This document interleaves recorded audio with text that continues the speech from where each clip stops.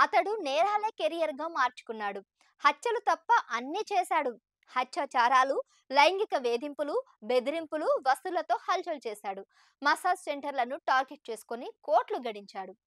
మీ massage సెంటర్‌లో వ్యభిచారం జరుగుతుంది. నాకు డబ్బులివ్వకపోతే పోలీసులకు చెప్తా అని బెదిరించి స్పా ఓనర్ల నుంచి డబ్బులు దండుకునేవాడు. వాళ్ళతో గొడవలు ముదిరాయి. అతనికి స్పాట్ పెట్టాలని స్పా ఓనర్లు డిసైడ్ అయ్యారు. విషయం అతనికి తెలిసింది. ఏదో ఒక రోజు తనను కథం చేస్తారని అర్థమైంది. తను చచ్చినా సరే వాళ్ళను వదలకూడదనుకున్నాడు. తనను చంపే అవకాశం ఉన్న వాళ్ళ పేర్లను తన తొడలపై టాటూలుగా వేయించుకున్నాడు. ఒకరు కాదు, ఇద్దరు కాదు, ఏకంగా 22 మంది పేర్లను రెండు తొడలపై పచ్చబొట్లుగా పొడిపించుకున్నాడు. అతడు ఊహించినట్లే శత్రువులు స్పాట్ పెట్టారు. ఓ స్పాట్లో మిడ్ నైట్ మసాలా సీన్లో కథం చేశారు. అతని తొడలపై కనిపించిన పేర్ల ఆధారంగా పోలీసులు కొంతమందిని అరెస్ట్ చేశారు. క్రైమ్ థ్రిల్లర్ సినిమాను తలపించే ఈ ఘోరం ముంబైలో జరిగింది. గజినీ మూవీలో అమీర్ ఖాన్ తన బాడీపై పచ్చబొట్లు వేయించుకోవడం వాగ్మేరికి ఇన్స్పిరేషన్ కావచ్చని పోలీసులు అనుమానిస్తున్నారు. అతని సిద్ధప్ప గురు వాగ్మేరే. వయసు 48 ఏళ్లు. మెడలో భారీ బంగారు గొలుసులు, ఖరీదైన దుస్తులతో దసరా బుల్లోడిలా ఎంజాయ్ చేసేవాడు. తను సమాచార హక్కు కార్యకర్తనని, అక్రమాలను బయటపెట్టే జర్నలిస్టునని చెప్పుకునేవాడు. పోలీసులకు ఇన్ఫార్మర్గా మారి బార్లు, స్పాలపై దాడులకు సహకరించేవాడు. వాగ్మరి అంటే ముంబై మసాజ్ సెంటర్లకు వణుకు పుడుతుంది. Soft touch spa owner Santosh Sherkar Waghmare బాధితుల్లో ఒకడు. వాగ్మరే తరచూ సంతోష్ ను బెదిరిస్తూ డబ్బులు గుంజేవాడు. అతని పీడ భరించలేని సంతోష్ ఎలాగైనా సరే అడ్డు తొలగించుకోవాలని ప్లాన్ చేశాడు. తనకు తెలిసిన మరో స్పా ఓనర్ మహమ్మద్ ఫిరోజ్ అన్సారీతో చేతులు కలిపాడు.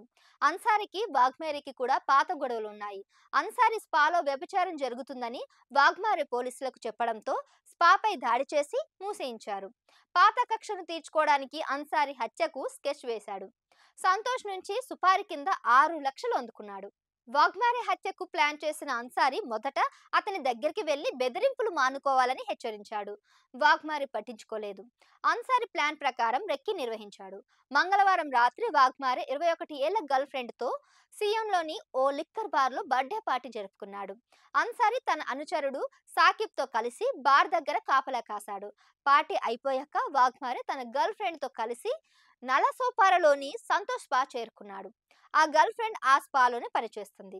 మిడ్ నైట్ ఇద్దరు స్పాలో ఉన్నప్పుడు అర్ధరాత్రి 1:30కు అన్సారీ, సాకిబ్లు షెల్టర్ తెరిచి లోపలికి చొరబడ్డారు. వాగ్మరే గర్ల్ ఫ్రెండ్ ను వేరే గదిలో బంధించారు. వాగ్మరేను కత్తితో గొంతు కోసి కడుపులో పొడిచి చంపేశారు. ఉదయం విషయం తెలుసుకున్న గర్ల్ ఫ్రెండ్ పొద్దున్న స్పా ఓనర్ సంతోష్ కు విషయం చెప్పింది. పోలీసులు స్పాకు చేరుకొని సంతోష్ ను 2 గంటల పాటు విచారించి అసలు విషయం కక్కించారు. తనకేమీ తెలియదని మొదట బుకాయించిన సంతోష్ తరువాత నేరం ఒప్పుకున్నాడు. వాగ్మరే హత్యలో సంతోష్ సహా 5గురు హస్తం ఉందని పోలీసులు నిర్ధారించారు.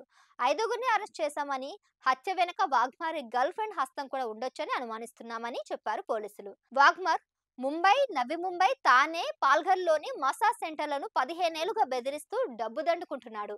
అతనిపై హత్యాచారం, లైంగిక వేధింపులు, బ్లాక్ మెయిలింగ్ సహా 22 క్రిమినల్ కేసులు నమోదయ్యాయి. అన్సారీ, సంతోష్లు తనను చంపుతాడని తెలుసుకున్న వాగ్మరే వాళ్ళ పేర్లను తొడపై టాటూగా వేయించుకున్నాడు. మొత్తం 22 మంది పేర్లలో వాగ్మరే కుటుంబ సభ్యుల పేర్లు కూడా ఉన్నాయి. తనపై దాడి జరిగితే వాళ్లను విచారించాలని పోలీసులకు ఓ సలహాను కూడా టాటూగా వేయించుకున్నాడు. వాగ్మరే ఓ డైరీ కూడా మెయింటైన్ చేశాడు.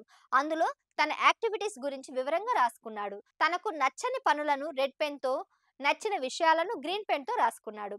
మసాజ్ సెంటర్లో జరిగే గలీజ్ పనులను పావుగా వాడుకొని డాన్ గా ఎదిగిన వాగ్మరే చివరికి మసాజ్ సెంటర్లోనే ఘోరంగా చనిపోవడం విధి విచిత్రం.